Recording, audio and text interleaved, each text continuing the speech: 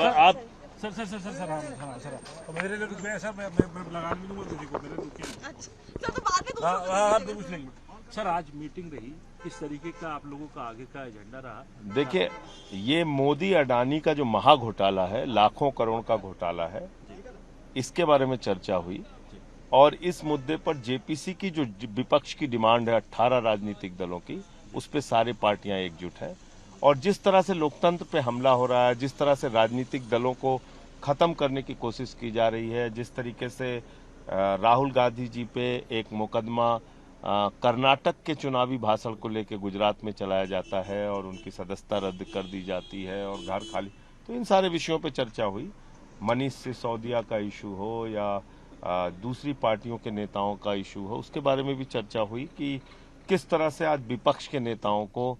Target करके उनको jail में डाला जा रहा है और उनकी राजनीतिक पार्टियों को खत्म करने की मंशा है। तो अत्याचार जब चरम सीमा पर पहुंच जाता है तो उसका अंत होता है और मैं समझता हूं कि अब शायद उस अत्याचार के अंत का समय धीरे धीरे आ रहा है। सर प्रोटेस्ट जारी रहेगा जिस तरीके प्रोटेस्ट बिल्कुल जारी रहेगा जब तक जेपीसी नहीं बनती। संपूर्ण विपक्ष एक साथ मिलकर आवाज उठाता रहेगा, संसद में भी और सड़क पर भी। सर राहुल गांधी घर खाली करने का जो नोटिस मैं कहता रहा हूं, अत्याचार जब चरम पर पड़ जाता है तो अंत होता है। शुक्रिया सर। आप sir sir sir sir sir हाँ सर मेरे लिए रुक गए सर मैं लगा भी दूंगा किसी को मेरे रुके अच्छा सर तो बाद में हाँ कुछ नहीं सर आज मीटिंग रही किस तरीके का आप लोगों का आगे का एजेंडा रहा। देखिए, ये मोदी अडानी का जो महा घोटाला है, लाखों करोड़ का घोटाला है, इसके बारे में चर्चा हुई और इस मुद्दे पर जेपीसी की जो विपक्ष की डिमांड है 18 राजनीतिक दलों की, उस पे सारी पार्टियां एकजुट हैं और जिस तरह से लोकतंत्र पे हमला हो रहा है, जिस तरह से राजनीतिक दलों को खत्म करने की कोशिश की जा रही है, जिस तरीके से राहुल गांधी जी पे एक मुकदमा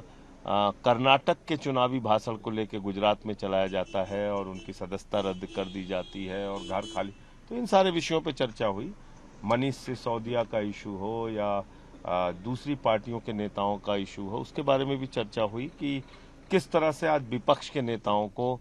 टारगेट करके उनको जेल में डाला जा रहा है और उनकी राजनीतिक पार्टियों को खत्म करने की मंशा है। तो अत्याचार जब चरम सीमा पर पहुंच जाता है तो उसका अंत होता है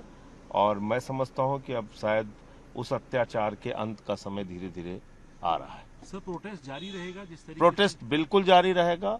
जब तक जेपीसी नहीं बनती। संपूर्ण विपक्ष एक साथ मिलकर आवाज उठाता रहेगा, संसद में भी और सड़क पर भी। सर राहुल गांधी घर खाली करने का जो नोटिस मैं कहता रहा हूं, अत्याचार जब चरम पर पड़ जाता है तो अंत होता है। शुक्रिया सर।